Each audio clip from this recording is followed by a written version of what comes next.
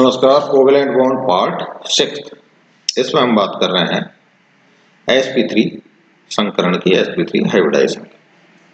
sp3 के नीचे box में आप देख पा रहे हैं इसमें एक s ऑर्बिटल लिया है और 3 हमने लिए हैं p ऑर्बिटल,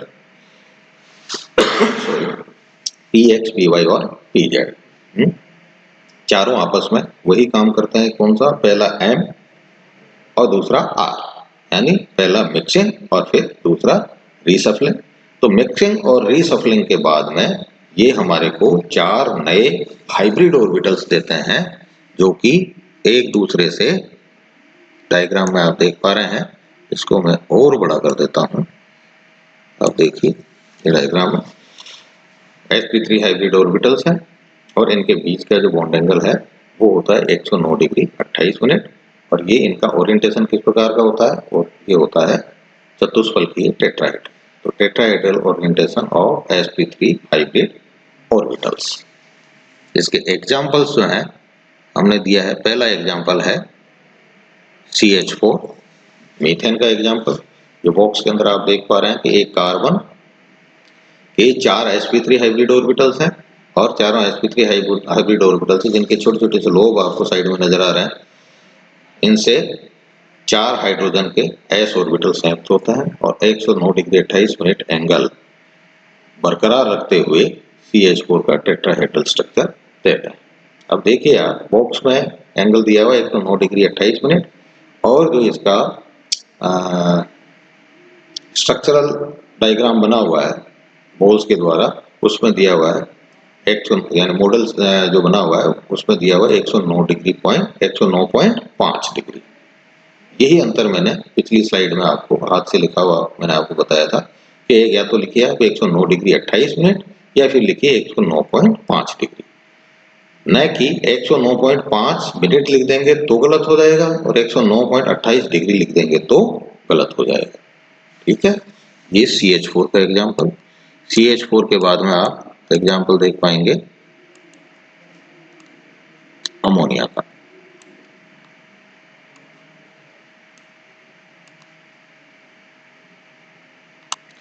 अमोनिया में आप देख रहे हैं बॉक्स के अंदर यदि आप देखें तो 2 p ऑर्बिटल्स हैं जिसमें 3 इलेक्ट्रॉन्स हैं और 2s के अंदर 2 इलेक्ट्रॉन्स हैं, यानी नाइट्रोजन का के पास में एक लोन पेयर ऑफ इलेक्ट्रॉन उपस्थित है। ठीक है, इससे हमें अगले स्टेप में आप देखें राइट हैंड साइड में तो 4 हमें sp3 हाइब्रिड ऑर्बिटल्स मिलते हैं जिनमें एक lone pair of electron situated है और 3 अनपेयर्ड इलेक्ट्रॉन सिचुएटेड है। अब आप देखें, आपको क्लियर नजर आएगा।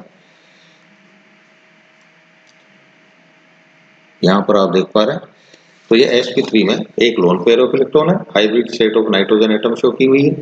अब फिर नीचे आप आ जाएं, तीसरा डायग्राम लेफ्ट हैंड साइड में ऑर्बिटल ओवरलैप इन NH3। इसमें एक नाइट्रोजन के 3 हाइब्रिड ऑर्बिटल्स में से तो संयुक्त कर जाता है 3 हाइड्रोजन एटम और सिग्मा बॉन्ड बनाते हैं, और चौथा जिसका हाइब्रिड ऑर्बिटल है उसके अंदर एक लोन पेयर ऑफ इलेक्ट्रॉन पड़ा रहता है, जो कि खाली हम यहाँ पे शो कर पा रहे हैं। अदरवाइज ये लोन पेयर किसे कहेंगे? एकाकी इलेक्ट्रॉन जो कि सामान्यतः बॉन्डिंग में भाग नहीं लेता।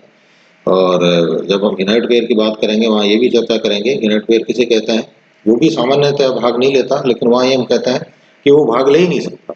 लोन पेयर के लिए कहते हैं कि सामान्यतः बॉन्डिंग में पार्टिसिपेट नहीं करता, लेकिन इनर्ट पेयर कभी भी बॉन्डिंग में पार्टिसिपेट कर ही नहीं सकता। दूसरी बात यदि आप देखें तो इसमें इनर्ट पेयर और लोन पेयर में दूसरा अंतर यह है कि लोन पेयर ऑफ इलेक्ट्रॉन हमेशा पाया जाता है काई में, नॉन मेटल्स में, जबकि इनर्ट पेयर हमेशा पाया जाता है मेटल्स में, और ये हम पी ब्लॉक एलिमेंट में इसकी चर्चा करते हैं। तो यहाँ पर इसका मॉड्यूलर डायग्राम आप देख पा रहे हैं अमोनिया का। यहाँ पर एक ब्लू कलर की बड़ी बॉल है जो नाइट्रोजन को शो कर रही है और इससे 3 सफेद रंग की बॉल जुड़ी हुई है जो कि हाइड्रोजन को शो कर रही है, और उसका एक लोन पेयर ऑफ इलेक्ट्रॉन ऊपर की तरफ शो किया हुआ। इसका अगला एग्जाम्पल है sp3 हाइब्रिडाइजेशन का ही H2O। H2O में आप देखेंगे जैसे नाइट्रोजन के अंदर एक लोन पेयर था, H2O में ऑक्सीजन का जब आप देखेंगे ग्राउंड स्टेट तो इसका कॉन्फ़िगरेशन होता है 2s2 2p4। यानी S में भी 2 इलेक्ट्रॉन है और P में 4 इलेक्ट्रॉन है, उनमें से एक पेयर के रूप में है और 2 अनपेयर्ड इलेक्ट्रॉन्स हैं। जब इनमें हम संकरण करवाते हैं, ठीक है, sp3 संकरण जब करवाते हैं तो हमें 4 sp3 हाइब्रिड ऑर्बिटल्स मिलते हैं, जिनमें से 2 के पास अनपेयर्ड इलेक्ट्रॉन्स होते हैं और 2 ऑर्बिटल्स में 2 लोन पेयर ऑफ इलेक्ट्रॉन होता है। अब आप नीचे लेफ्ट हैंड साइड वाले डायग्राम में देखें तो यहाँ पर आपको दिखाई दे रहा है ऑर्बिटल ओवरलैप इन H2। तो यहाँ पर ऑक्सीजन का बीच में ऑक्सीजन है और इसके 2 हाइब्रिड ऑर्बिटल से, 2 sp3 हाइब्रिड ऑर्बिटल से तो संयुक्त होते हैं कौन, 2 हाइड्रोजन एटम और 2 लोन पेयर ऑफ इलेक्ट्रॉन्स इसमें पड़े रहता है। इस कारण से इसका जो बॉन्ड एंगल है वो घट करके कितना हो जाता है, वो घट करके हो जाता है, जो यहाँ पर दे रखा है हमने 104.5 डिग्री है, लगभग 105 डिग्री के आसपास। और सेफ हो जाता है इसका कैसा, उल्टा वी मान लें या आप इसको बोल दें बेंट से, ठीक है। इसी प्रकार से पहले जो अमोनिया था CH4 के अंदर बॉन्ड एंगल था 109 डिग्री 28 मिनट, अमोनिया के अंदर इसका जो शेप है कैसा हो जाता है, शेप हो जाता है इसका पिरामिडल, और इसका जो बॉन्ड एंगल है वो कितना हो जाता है, वो हो जाता है 107 डिग्री।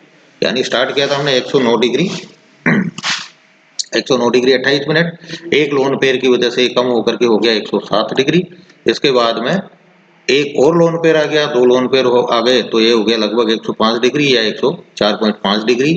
शेप बिगड़ करके इसका कैसा हो गया, वी शेप या बैंड शेप।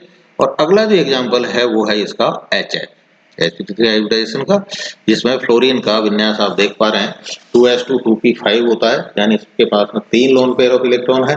तो 3 हाइब्रिड ऑर्बिटल में तो रहेंगे लोन पेयर ऑफ इलेक्ट्रॉन और एक sp3 हाइब्रिड ऑर्बिटल से हाइड्रोजन संयुक्त होकर के बनाएगा सिग्मा बॉन्ड।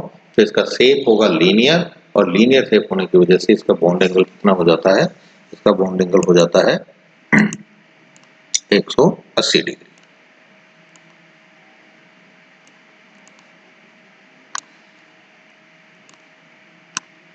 ये बात की हमने किसकी, sp3 हाइब्रिडाइजेशन की। अब इसके बाद में अगले वीडियो में हम बात करेंगे dsp2 हाइब्रिडाइजेशन।